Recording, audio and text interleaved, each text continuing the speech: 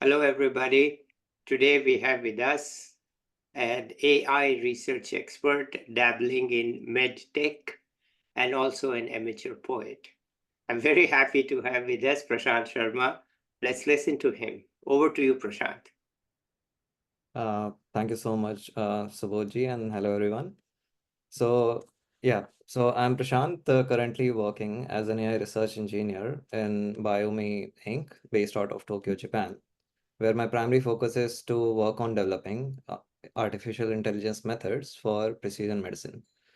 Now, what we'll talk more about it in detail, but in brief, what it does aims to do is to tailor medical treatment based on individual characteristics for in including genetic mutations, environment, and lifestyle. So I have a rich background in AI, having previously worked at Hitachi Central Research Labs here in Tokyo for almost 3 years on explainable AI and other projects. And today I'll be sharing my journey into AI research and development and its potential for precision medicine. So very quickly, my journey looked through my education has been that I got introduced to programming in my 11th and 12th standard. That was like 14 years ago.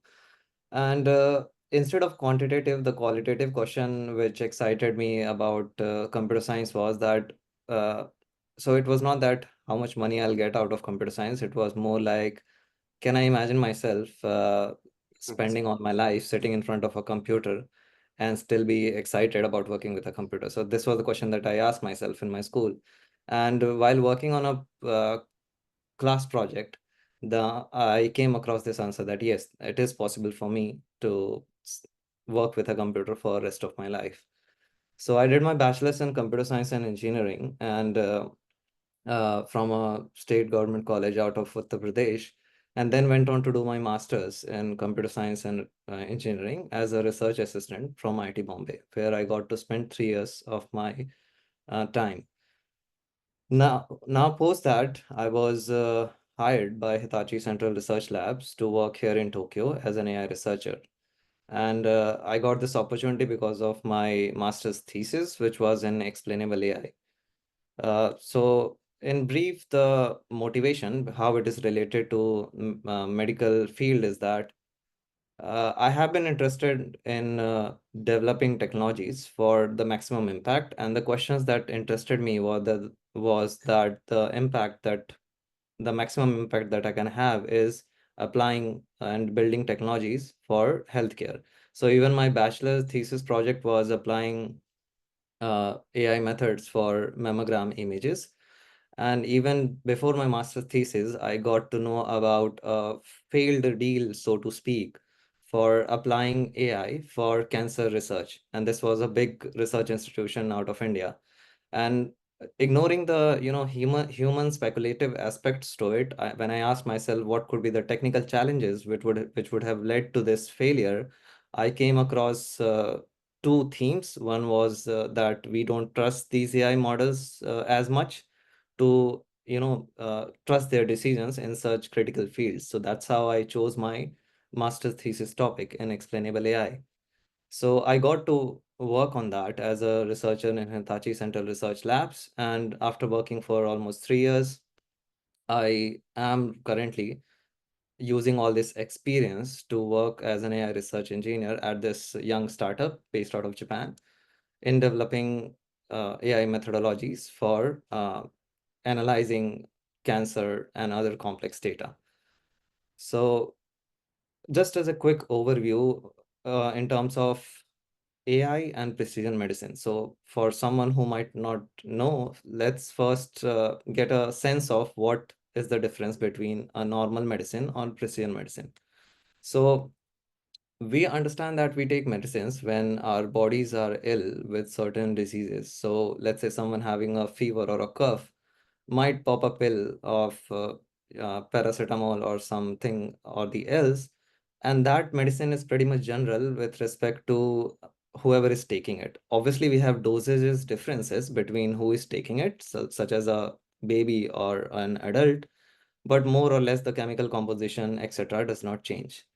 Now, what do we mean by precision medicine is that there are categories of ailment, and one such categories is like cancer, wherein despite two persons having a similar type of cancer, let's say a lung cancer, the expression of these tumors will be different in these two persons, which will be based on their genetic makeup and etc. and molecular characteristics.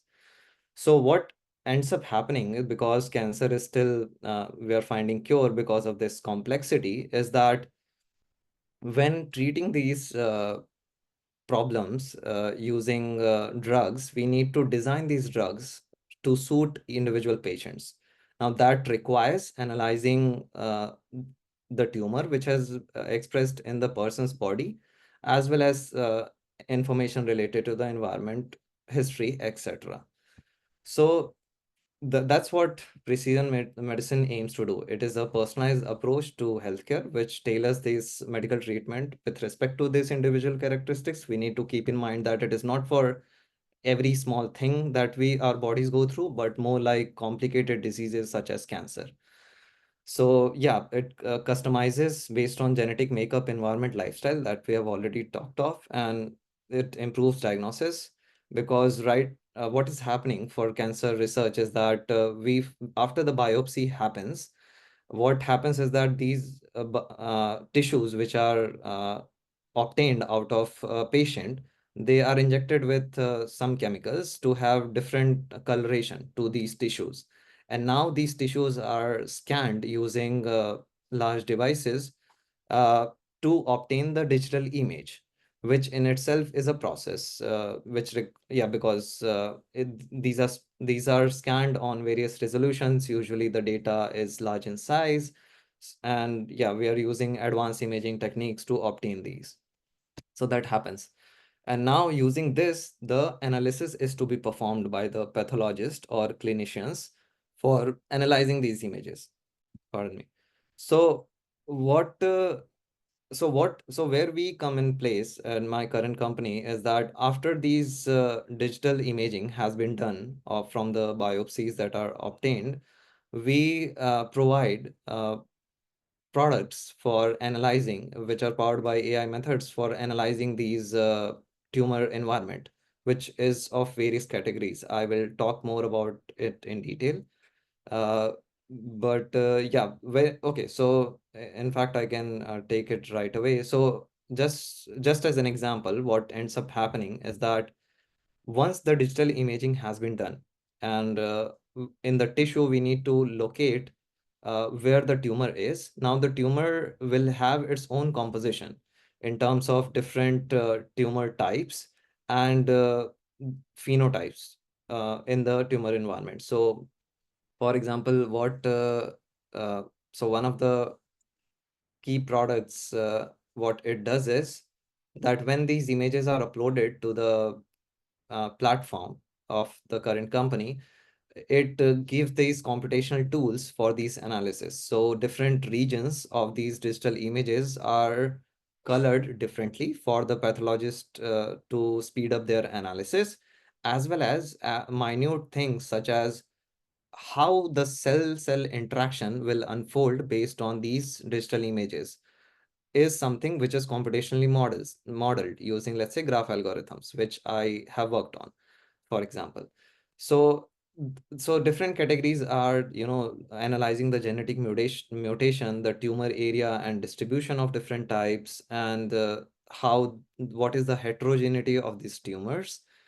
So all of these analyses are performed using our algorithms, as well as this quantification of different immune cells, such as, counting the lymphocytes, plasma cells, or fibroblasts, etc., etc. So currently, I mean, all kinds of cancer analysis I get to work on. So let's say breast cancer, lung cancer, liver, kidney, stomach, etc. So that is the summary of what entails my current work. And yeah, so that's an overview of what I work in AI when applied to the domain of precision medicine, primarily in analyzing primarily in developing computational AI tools for analyzing cancer images.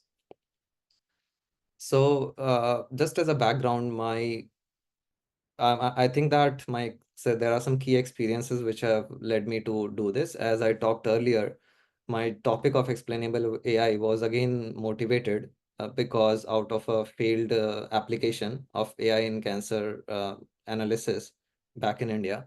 So the reason was that, I mean, if we give an image to an AI model and ask whether, let's say, tumor exists or not, it does say that, okay, fine, yes, with certain probability, tumor does exist.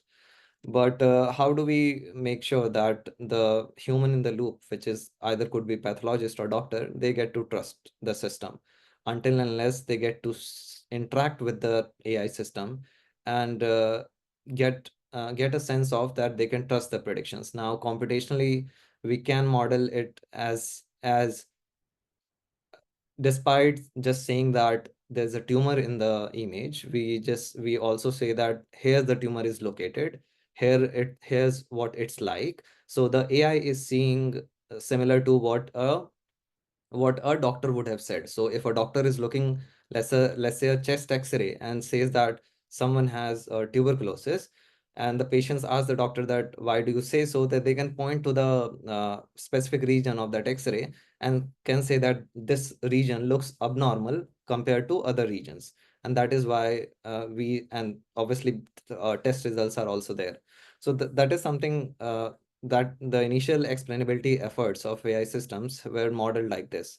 So those were the things that I worked on in my master's thesis. And in Hitachi, what I got to work on was again industry grade projects for explainable AI, where in critical industry setting, AI models were being used, and the cost of them making a wrong choices was huge financially as well as time which would have been lost. So there I worked on things like harmful data detection. Now, anyone who is uh, trying to understand or even have a sense of how these AI models are working, they are basically being quote unquote trained on huge amounts of data. So that's where they are getting whatever pattern and distribution learning from. Now, what ends up happening is that one, if depending on depending on the quality of data, the predictions of this model could be thrown off. So what ends up happening, especially in critical settings, that we don't have people don't have much data, so it's not like millions of data samples. We In critical settings, these AI models are being utilized with very few numbers to train from. And if data quality is not good, then it can throw off the learning of the AI model, which can end up costing more down the line. So preemptively, what is being done is before even this happens, the samples quality is to be estimated, and that's why this harmful term is being used here, that harmful data detection. So that was one major research theme which I worked on. Another one was that now to build trust on these AI systems, what another computational aspect is that is being looked at for these models is quantifying the uncertainty of these models. So these models are giving some predictions. Now, how do we trust those predictions? So, probabilistically speaking, we need some quantification in terms of what is the risk factor with respect to these models' decisions. So, that's another major research theme which I worked on. Now, these two were primarily related to explainable AI, apart from the other ones which are not the current focus of this conversation. So, so these were the experiences which have prepared me for what I'm working on today. However, with respect to a broad research experience, I have been fortunate to work on many such research and development problem at my time at IIT Bombay. So, just to give you a flavor of experiences that I've had, so my primary my training was initially in natural language processing research under the guidance and leadership of Professor Pushpak Bhattacharya from IIT Bombay. He is a very well-known name in the field of natural language processing research. I mean, and he's leading many projects which are of national importance back in India. So my research experience and training happened under his guidance in IIT Bombay. And I was also fortunate to be collaborate and be mentored by Dr. Diptesh from University of Surrey, where I mm, have worked on quality estimation for machine translation. So when the computers are translating from one language to another, there is a problem of how good or bad it is doing. So just as an example, uh, even language even languages have a concept of how close or far away they are. So, for example, if we consider Indian languages, so of which we have like 22 scheduled languages. So, for example, Hindi and Marathi are closer to, let's say, Hindi or Tamil or some other prayer. Similarly, on a word level as well. So based on that, I mean, this is one such characteristics, but depending on the linguistic patterns and other linguistic features, what ends up happening is that the performance of translation varies. So let's say performance of translation from English to Spanish versus English to Japanese for that matter. So it will be different. So how do we estimate the quality? So that's what I have worked on.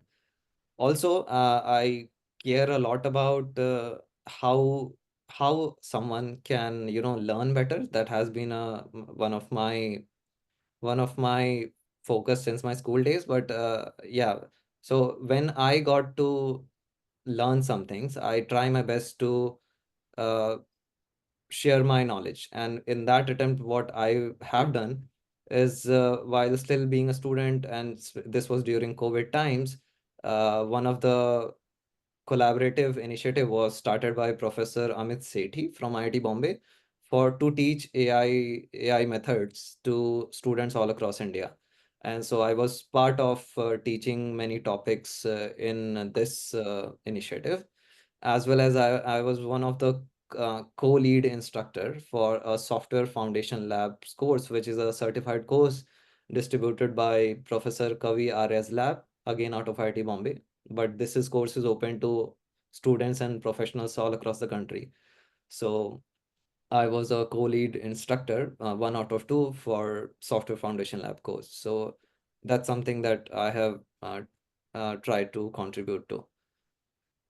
Now, coming on to slightly, I would say, let's say non-technical, but more a broader sense of how AI is, impacting. So if we look at AI change for public change in general, keeping in focus, let's say the healthcare.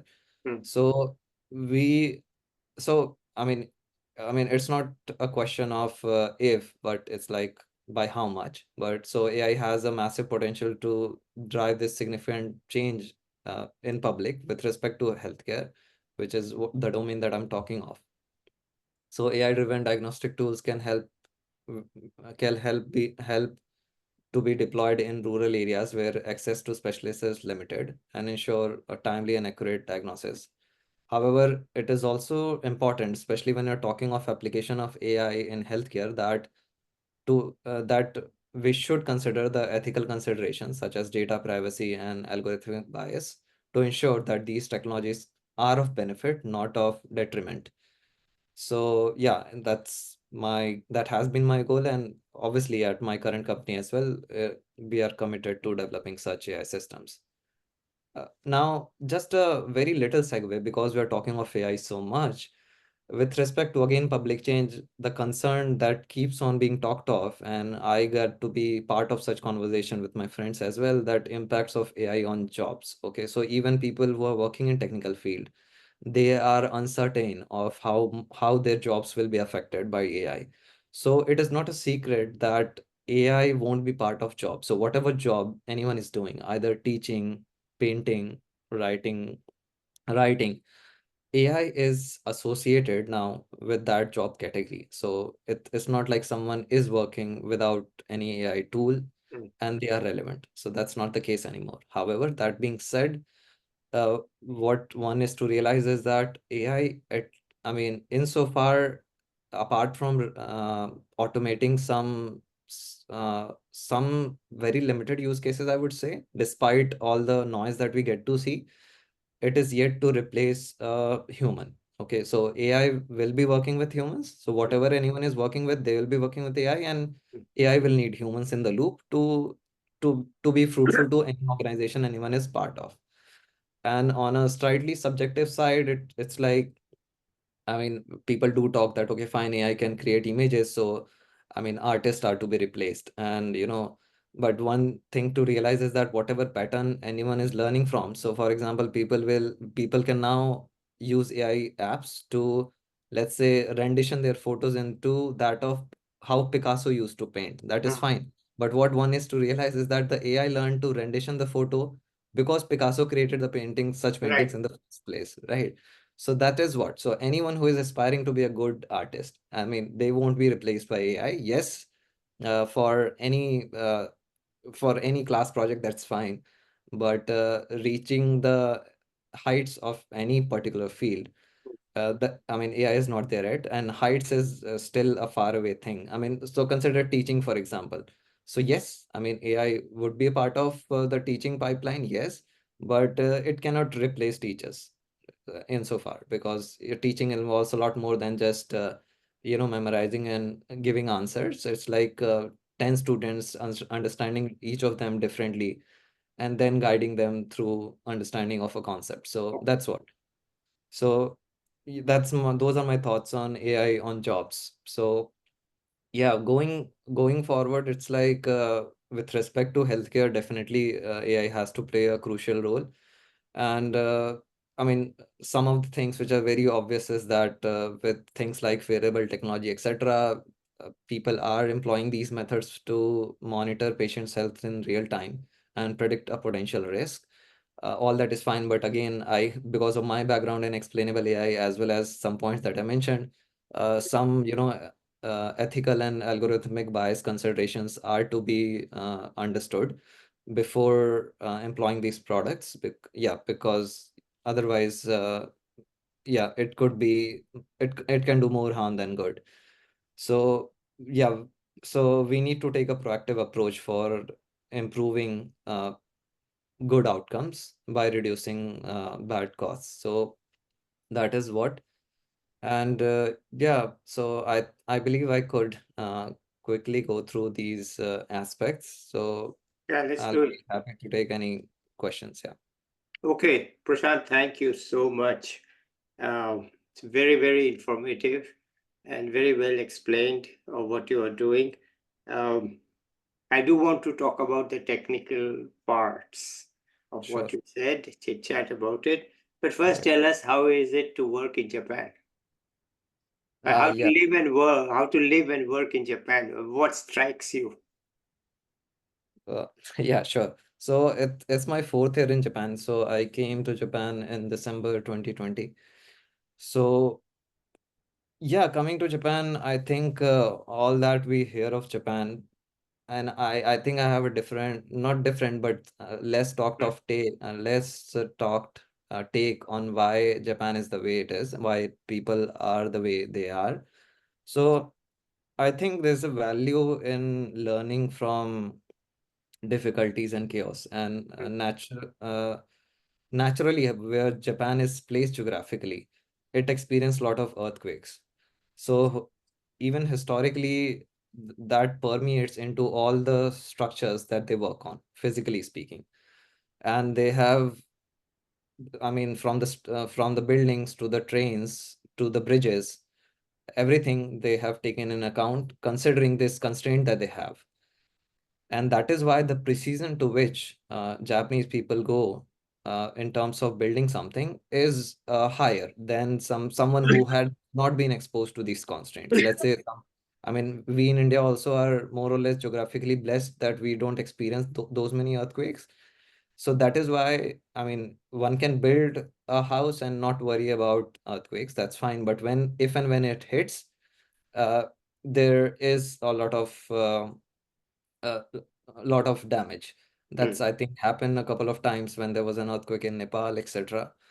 But with Japan, historically, it's been like that. So they had to learn to adapt to these constraints, hmm, which would have costed a lot of lives. So, hmm, and that is my take is that while developing physical structures, it is present in their digital structures as well. So that's something that I particularly like, that they had this constraints, but they have not let it affect them, and more or less learn from it and use it as their advantage. So the quality assurance of Japanese products is like world known.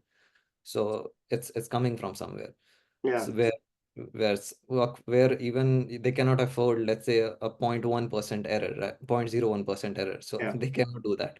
Oh, So that actually is there in their so right from, we talked of physical object, but mm, digital process, even the organizational processes are like this. So there are checks and balances everywhere so that nothing could go wrong. Any wrong thing happen, everyone gets to know in the organization and then takes the steps accordingly. So yeah, that's what professionally I have, professionally, even personally, I've got to learn after coming right, to Japan. Yeah, right. Okay. And then second non-technical question. sure. Uh, did you apply to this job in Japan, or they found you, or how did it happen? Yeah. So actually, it happened because of IIT Bombay. So what happened was that Hitachi Japan representatives came to hire researchers and engineers from IIT Bombay, and I mean, uh, it was early of them to have a unit working on explainable AI, because this was again back in 2019 when the I was hired, and I came to work in December of 2020.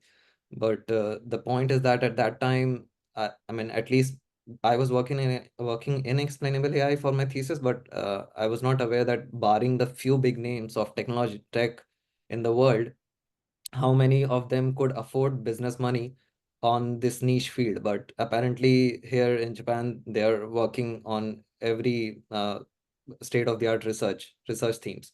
So Mhm. Hitachi happened to be have a unit working on it, and because my thesis was on that topic, so I was hired to work for that unit. So you don't need a PhD to do this kind of work. Uh, yeah, not necessarily PhD, but definitely some expertise that we get from our training in master's degree. So Okay. that definitely helps. But that is not to say that people who have good research exposure on Mm, bachelor's level, they cannot contribute. okay. So that, I mean, research experience is a must, whether one can get it at a bachelor's level or master's level or even PhD level. So that, like that. Well, okay, now let's switch back to the technical side first. I'm very happy with this focus on precision medicine. Okay, Okay. because otherwise, what happens is that they prescribe to you what is working for the median. And if you are Yeah, not that's in the median, then they right. say, oh, the probability is this. Actually, it's just shooting in the dark Yeah, as yeah, to where you are in the probability distribution, whether it will work for you or not work for you. Are you outside plus minus 3 sigma or close to right, the norm? They're just shooting in the dark. They have no clue whatsoever. So the right. patient has to go through trial and process and with repeated failure. Okay, so there's no, the doctors no longer have the guts to go by their instinct or knowledge.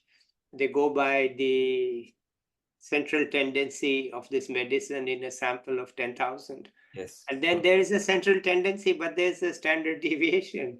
And how Yes, do I know where I am in that? So when you're saying precision medicine, what you're saying is that you want to reduce the spread of the thing. I mean, it shouldn't, because it's more precise, because you've considered right, more factors. So right. instead of the normal distribution in having a high standard deviation, you're Mhm. making it so that it has a low standard deviation, so that the hit and miss is not, the target is itself now more reachable. So I'm Right, really happy that, as you get older, you run more and more. It's not a theoretical problem. right.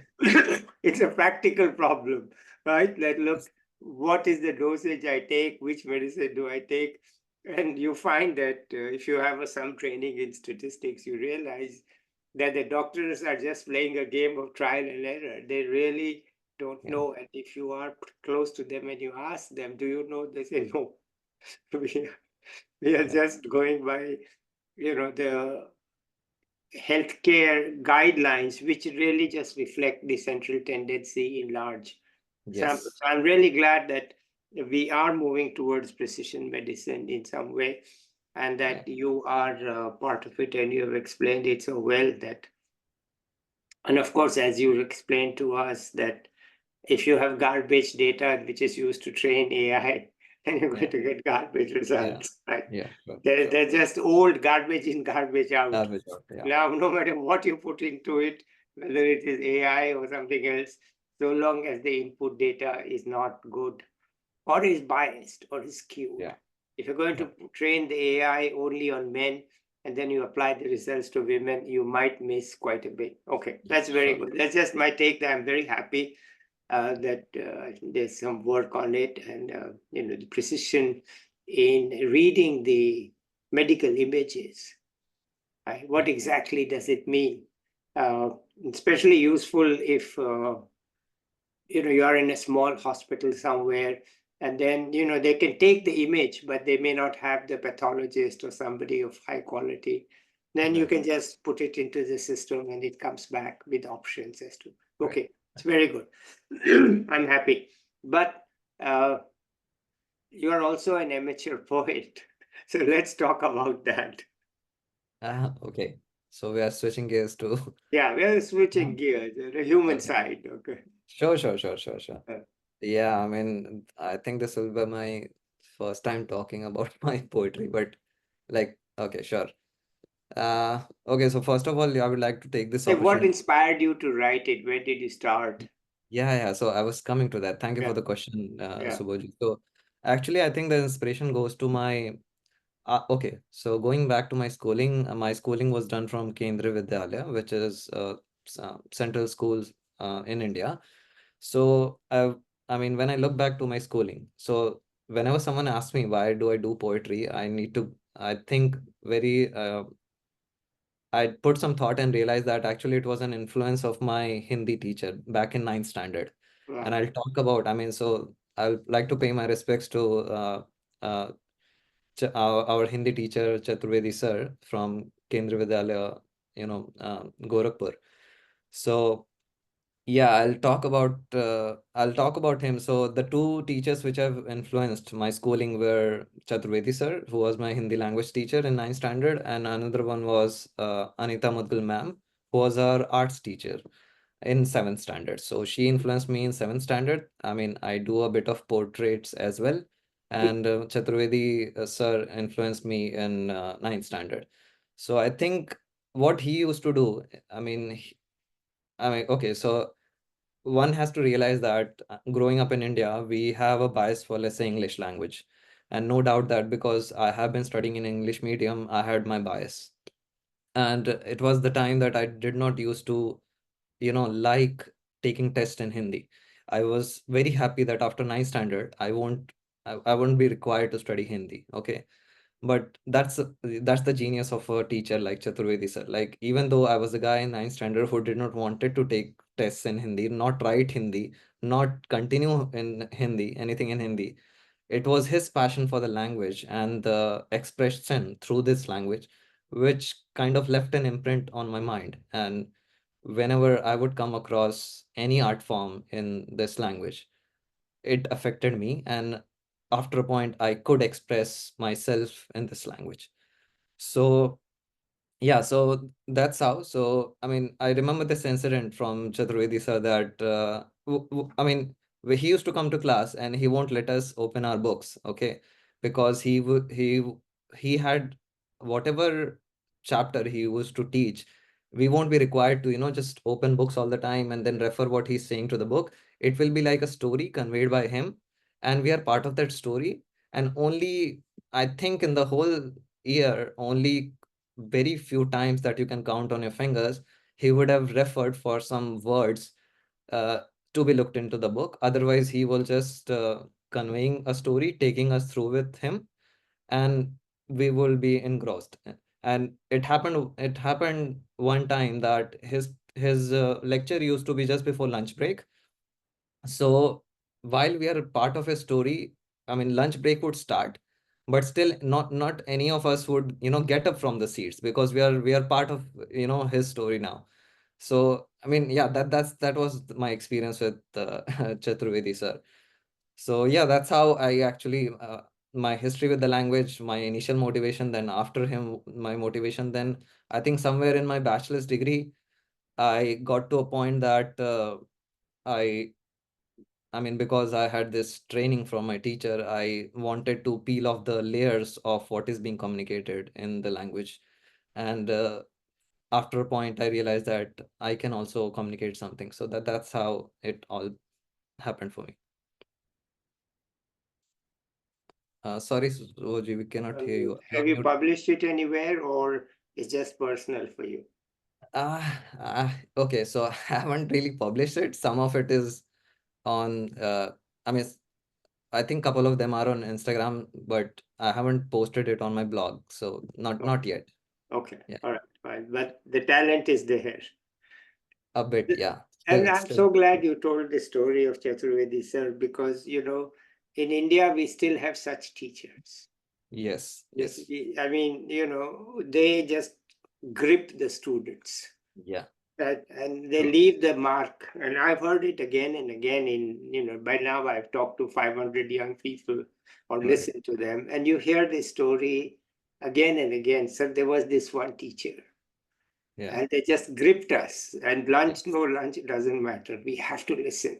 We have to yeah, do. And some of them have actually helped pay the fee also of the students. yeah, yeah, yeah. They Well, pay the fee, not just help. But they say, okay, you are a great student, पैसा नहीं है कोई बात नहीं मैं देता हूँ. It's right. amazing how we keep hearing these stories from the various people. So thank you very much for telling us this. Anything else you want to add here? So while we're talking of teachers, actually, so because we're talking of poetry and here the influence of Chaturvedi sir was no less, but I think my the art teacher, Yeah, Anita please Madhur tell us ma'am as about well. her. Yeah. Uh, wow, wow. So I think it will be a useful lesson for anyone who is hearing. But so okay, so I was someone as a kid who could, find his way through drawings. That's fine. But what happened was that in seventh standard, we got assigned this new teacher, Anita Madhul ma'am, again in Kendra Vidyalaya, Gorakhpur. So what happened was that the subject was officially called drawing. Okay, so drawing. So I think when the year begins, what everyone does is they look at what subjects is there in the next year. They get the corresponding notebooks or drawing books. They will very judicially cover it up and write their labels, write their Right, name, right. and the name of the subject. Okay, that's how we all did. Okay, and I did it for my drawing subject as well.